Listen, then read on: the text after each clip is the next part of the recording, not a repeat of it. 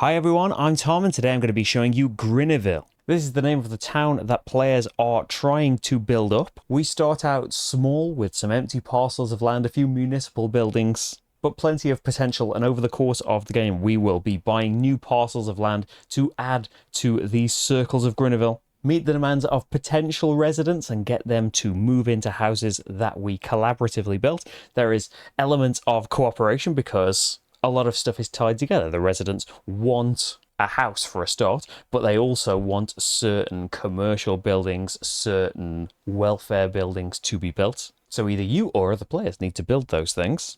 And it might be easy to convince them to do so because the players who actually build them will get rewards. This is on GameFound right now. I'll put a link in the description and the corner of the screen to the campaign page. This is a prototype. It should give you an idea of what the final game will be like, but you should be able to see it all on the page there. And let's get into it. I'm set up for a 2-player game here. What changes at a high number of players is the market board here. 4 or more players has a different market. And at 6 players, we don't actually have these municipal buildings, these kind of pre-built, the game has started construction on these lots.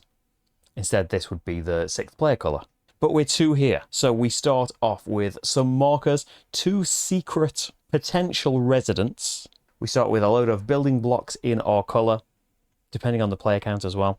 14 at 2 players. Some resources in our warehouse. Your warehouses here are divided up into different sections. You can only have one type of resource in each section, but you can rearrange them. We have some workers that are hopefully going to do some construction, and we have 40 grinnies, the currency of the game. So the residents are secret, they're in your hand. Your money is also secret, and there's going to be a deluxe option to have bags for your money to go in so it can stay secret. Now we will be taking turns on the action ring here. We have a load of tiles. Some, the ones that are in the corners, are required to be in the game and in those positions. The pink ones, we choose 7 from a whole load of them, shuffle them all with the other coloured tiles, and then randomly put those in the gaps between the corners, and that's how we come up with the action ring for each game. And on your turn, you can go anywhere you like, starting from here and going clockwise. You can pick any action you want, but in the future, you are going to have to keep going clockwise. And when you get to the end of the action ring, when you cross this line here, you are going to have to pay wages, fill up the market, potentially get some workers back. And that effectively ends the round for you. But this isn't a game with traditional rounds in that sense. It only ends the round for you. You keep going on your next turn around and around the ring. So you can progress along it really quickly if you want. You might really want to get your workers back, but it is going to cost you in those extra fees. You can go to most spaces on the action track. There is one particular forced exchange tile that you can't go on once somebody's already on it. And some actions where players will need to place a worker. If somebody's already done that, you can't choose those tiles. Otherwise, you can choose whatever you like, even if other people are on those tiles. So there will be movements potentially based on what you want to do. Although if, say, I was on this tile from the previous turn, I can stay there if I want and do that action again. But if I want to move on, that's cost me some time already. And certain actions have a time cost in the corner here, whether that's a mandatory cost that can't be changed or a cost that might be a bit flexible. After I've done the action, that is going to move me further along the action ring and progress me along in my round. So let's cover some of the basic things. Getting resources. We have wood, we have stone, we have iron. Coming to this action lets you buy as much as you like, and there is a dynamic market in the game. It's filled up at the start, based on the player count again, and it will refill every time somebody finishes the action ring or when people sell things to it. So if I want to buy some resources here, I can buy as many as I like, but the cost is in red here. So this stone would be 4, any wood I want would be 6 each. We do start with 40, but I can buy whatever I like from this market here, but there will be a time cost for me. Every 3 things that I buy is going to move me 1 extra space along the time track. Now, generally, whenever you need to pay time, you can pay 3 money to get a discount of 1 time. Up to 0, it can't cost you negative time, but you can make it cost you no time at all. So say I wanted to buy 3 things. I really need to get a couple of stone and some wood. It would cost me 4 plus 6 plus 6, so 16. I've bought 3 things, so it would cost me 1 time, but I could pay an extra 3 to have it not cost me anything. And you can get these discounts on the dynamic time costs here that are based on what you did in the action. On just kind of a static time cost, that's just 1 whatever you do. But you can't get discounts on the red costs. They are mandatory time costs. There is another get resources space down here where you get a 3 money discount. But what are we doing with these resources? We are trying to build buildings. So over here, there are 2 actions in these corners that will allow you to build a floor of a building. This one here, you've got to pay a 3 money premium. There are 3 types of buildings in the game. There are houses, there are commercial buildings, and there are welfare buildings. The houses are to hopefully put our residents in. The commerce buildings are to meet their requirements and to score some points along the way, we hope. And the welfare buildings will be scored by the players who contributed for them based on all the needs of all the residents that moved in at the end of the game. So looking at my residents here, I got dealt Julia and Petra at the start of the game. And no matter where their house is, they both want a playground built kind of near to them. The red line here is a mandatory requirement. And I mean, the council hasn't bothered starting to build one. So I could be thinking about maybe once this house is finished, maybe they'll move there. Petra would want a playground within 2 distance of her house. Distance is measured in road segments. So let's say that she did move in here. This would be 0 count. This is the segment that she lives on. If I was to build the playground in this space, it would be 1 away. That would be fine. If we were to later build some more things and it went up here, then it would be 1. The roundabout as a whole is 1 road. 2, that would still be fine. But say on an outer ring, that would be an extra road segment. That would be too far. So I could be thinking building out here wouldn't be too bad. So I would like to build a park. One hasn't been started yet, so the first floor cost is 2 stone, 2 iron. Hey, luckily, for this example, I've ended up with that stuff. So that gets paid back to the mystery bag of resources. I take one of the floors of my type. So this is the council's parcel. These tiles are called parcels. We will place them later on, but these 3 here, the ones on the outer ring are big, the ones on the inner ring are small. They all belong to the municipality. The fee for doing that is 5 plus 3 for everyone who's already moved in. So at the start of the game, it's cheaper to do that. Now, if I was building on a tile that had been laid by another player, I would need to pay them the fee. So I pay it to the municipality. I can start building on this patch of land, but there is a bonus for the person who starts constructing there. In this case, it's 10 money, so made a little profit there. And I have started to build the playground there. You also place one of your workers to show that you helped build that.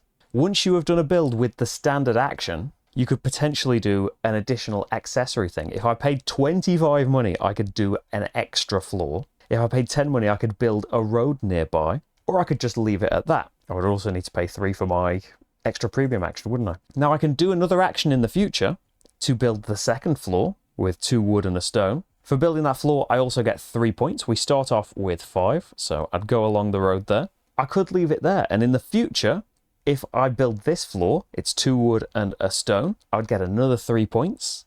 And should any rewards come along to the player that built a playground, I would get all of those rewards. But Little Glass Marty, our second player here, would surely be eyeing that. Thinking he wants to build a park, he must have residents that want parks. And Marty's actually got Donald over here, who if he moves into a house, it's not a requirement in the top line, but if he moves in and there's a playground in the city, he'll give 5 points to everyone that contributed to building a playground. Then I would have to spend a time on this action for every cube that I spent. I've just spent 4 cubes, so maybe I'd want to spend some money to discount that. Otherwise, I'm going to have to go 1, 2, 3, 4 extra spaces. And it's accelerating the end of my round and potentially skipping past some spaces I might really want to do. Like maybe planting trees. Maybe Marty could swoop in and do. So we start with 2 trees in our supply, and you can buy more later on. It's a different action. When you're planting trees, you pick one planting zone. So this is like connected land that's not divided up by a road. So at the start of the game, we've got 2 separate planting zones here. But depending which tiles are placed out and which positions, a planting area could be made very big because this particular road doesn't divide this whole tile up. You can plant up to 9 trees with this action. The first 3 trees that you plant will get you 5 money each. Trees 4 to 7 will earn you 2 points each, and trees 8 and 9 will give you 3 points each. So it can really help you to have a load of trees first to make the most from this action, but it will move you a time for every 3 trees that you planted with it. So why do we want trees? Well, it comes back to residents again. Let's say that Donald moves in. He would reward Marty with 2 points, 10 money, plus a point for every 2 trees that are in the section that Donald ends up moving into. Certain residents will have a minimum requirement of trees that are in their houses section as well. Down here, you can grab more residents. There is a display of 5 cards. You can take one that you want and either just replace it from the deck, that's free, or you can pay 10 to put one of your residents back, because you will lose points at the end of the game for every resident you haven't housed. So if there's someone that really doesn't fit in with your plan, you can swap them, but for a cost. Out here, you can build new tiles and build new roads. A new tile costs you 10 money, but gets you 3 points. It has to be connected to a road. So at the moment, there is nowhere for a big outer tile to be placed, because no roads are out here. It would have to connect to a road that is on one of these inner tiles. We can't build a road yet because we've only got half of a constructed road. So at least the first time, someone is going to have to put an inner tile out, but could go anywhere because they're all connected to the central roundabout. So if we just popped a tile out there, I would pay my 10 money, I would get my 3 points, and I would put a marker out here to say that I own that parcel of land. So remember when I built this floor and I had to pay a load of money to the council because it's their land? Well, in future, if anyone wants to make use of this space, they'll have to pay me, or if I do it, I won't have to pay anything. If the tile you built has this municipality symbol on it, then the council is going to build something on your land. You can decide what it is. It has to be appropriate. If it's a residential outline, then it's got to be a house. But on non-residential, you can decide what they're building, so you can tailor it to what your residents might really be after. And the advantage of the council building in there is that they don't get any points for contributing to these things, unlike pesky other players. So now we have a road under construction here. You can build things either side of it. You can't build in this space because the road doesn't exist. How are we going to get all of our trucks up it? But you can take the action for 2 stone over here. You can put a road down on a space that is ready for it. Pop it down there. That will allow connection now to allow new tiles to be laid. And you can't use the buildings for connection to houses for requirements, or sell houses, have someone move in and buy the house from you, until the road connecting to the place has been built. So it's very important for that, but it's also important for the road over here. Whoever builds the road gets to step along the bonus road, and you will get loads of money, 20 money, 25 money, and a mini warehouse. There is an action to get these, but this is how you can store more resources in one go, to do more builds in one go. 7 points and 6 trees, 50 money, and lay a tile, 13 points, and an extra action, take another turn after your normal one, and 21 points, so it can be very beneficial going heavily into roads. But what about selling a house? Let's advance the example a little bit. Just say our town has progressed to this point. We've built some trees, we've built some buildings, and I want to take the sell a house action, or as soon as I've finished the second floor of a house, I can pay 15 money as an accessory build and go straight to selling the house so no one can swoop in. So I'm selecting Julia here. Julia has the requirement that she wants a playground somewhere in the city. There has been one constructed, so that's fine. So she'll reward me with 2 points plus 1 for every 2 trees in her planting sector. So at the moment that is going to be 1, 2, 3, 4, 5, 6 trees. So 3 points for that plus the 2 gives me 5 points. Then we start rewarding the people who built the commerce buildings. So at the playground, 20 money to each player who contributed to building the park. So we would each get 20 in this case. 4 points to every player that helped build the pub. Now the municipality doesn't get any points, so I would just get 4 in here. And 32 money to every player who helped build this sports centre. That's just Marty. Has to be within range 2, that one, but that's fine. So Julia would move in, we would take the for sale off the house, we would put a roof on it to show that that house has got a residence, and then we start to make a stack of people that live in Grinivil, because this is now going to change the cost of using someone else's parcel of land. Starts at 5 and goes up by 3 for everyone that's moved in. But then at the end of the game, we are going to have this stack of people that have moved in, and we pile them up like this because it's important for who helped build the welfare buildings. Now these are difficult to build because you need 3 floors on them. But let's say we had built these 2 things, and at the end of the game, when this is evaluated, let's see, a hospital is going to reward 11 plus 4, 15 points split up between the people that contributed to its construction. So over here, we each helped. So Municipality gets 5, but isn't a player, so that's irrelevant. 5 points each for that. What about this fishing over here? 12 points split between the players who built that. Marty built it all by himself. That's very expensive. 3 floors of construction, all without anyone else swooping in. But it can really pay off in points at the end. And you can be using that to help influence who you want to move in. Say if Marty had really gone into this water construction, maybe he'd want more people to move in that would reward even more points for that, because no one else can get in on that once you have finished it. Once you've gone around the time track, as I said, there will be fees, either when you move yourself over at the start of your turn, or you took an action that then cost you time after your action. Whatever causes you to go over the line, you need to pay 5 money for crossing that line, plus 3 for every worker that is out on the board. They go out on the board when you construct floors. So either when you're the person that builds the first floor, or if you build a later floor and your worker isn't already by that building. So you are limited by the number of workers that you have. The first time a welfare building gets built, every player unlocks their 4th worker, or if this happens first, when someone gets to 20 points, they unlock their 4th worker. So 5 money plus 3 for every worker you have out on construction sites. You fill the market up with 4 random resources from the bag. So that will affect what's available, because you can't buy a resource if it's not there. And it might stop you selling things because you can't sell if the market is entirely full. And then any workers that are on constructed buildings would come back to your supply. They're available to use again. There are loads of other action tiles as well. A couple more that are always in the game. There's the convert action. Here you can buy and sell points. The first time someone goes here, it's a bit of a gamble. So you roll this dice and it will tell you, you can either buy up to 5 points for this cost, so 5 money each, or you could sell up to 5 points to get 5 money each. So when you come to do the action in future, you can either use the value that's there before and roll it afterwards, or you can roll it before if you don't like the way it is. So it's a funky D4, I really like these ones, that could have the values 5, 6, 7 or 8 on it. There is the auction. The player who triggers this gets to draw 5 resources out of the bag, and then players all have an auction. So the player who triggered it, the auctioneer, has to bid at least 10. So everyone in secret has an amount of money in their hand, or nothing, but you still act as if you're bidding. Everyone reveals, and the person who bid the most gets all 5 resources and a point. If the auctioneer, the person triggering the action, didn't win, they get money equal to the winning bid divided by 2. So you still get a bit of compensation if you didn't end up winning. And then we have the pink one. So as I said at the start, 7 of these will be in each game.